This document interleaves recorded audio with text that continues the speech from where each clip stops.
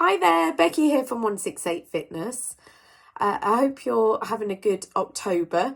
I'm just back from having a week off last week. You might be able to tell that I'm still just recovering from a bit of a cold that I picked up last week, or at least it came out last week, which always happens when you have a week off, I know. So apologies if I sound a little bit nasally. But other than that, all good. And I want to share with you how hopefully you can fight off sort of winter bugs and get your energy levels up and get you feeling good, especially for when the clocks go back this weekend and we're moving into the darker, colder, wintry months that sometimes will affect your motivation, and that's absolutely normal. But I'm here to give you that little bit of a kick up the bum to make the most of the next few weeks as we lead up to Christmas and getting a head start on the new year as well, and just get you feeling good. And I promise you that doing any kind of exercise between now and Christmas is going to, or over winter in general, is going to get you feeling good. There's no such thing as a bad exercise session, training session, etc. It's going to get you feeling better than not doing it. Let's put it that way. So if you are interested in starting some exercise, or you just want to feel better, then this is the blog for you to get you motivated and get you feeling good this winter.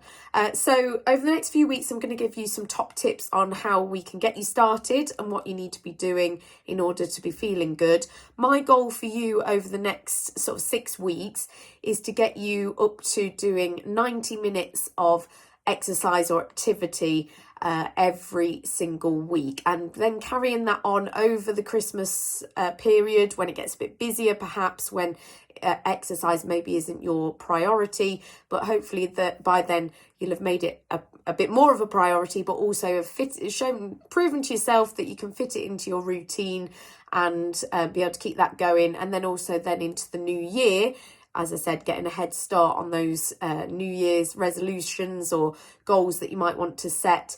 And then hopefully we're also going to limit some of the damage done over Christmas when we're perhaps overindulging a little bit as well. So get you moving, get you feeling good, burning off some calories, and improving your health and fitness over the winter months. So that's my goal for you. Obviously, if you are already doing 90 minutes of exercise a week, then that's spot on. Just keep going with that.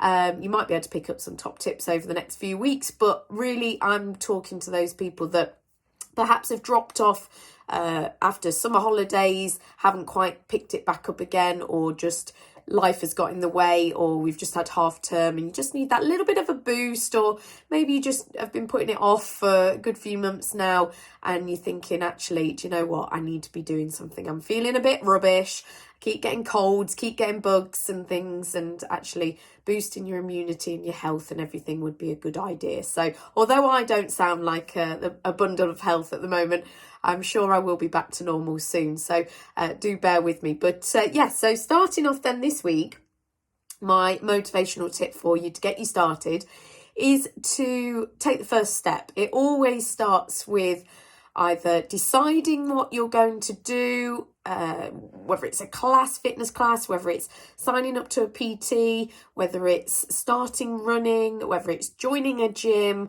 In terms of exercise, it just starts with making that decision. So you need to just decide what you're going to do. You can always change your mind, you try different things, but you need to decide what you're going to do first and then make a plan. So book it in your diary, book the class, or inquire with the PT.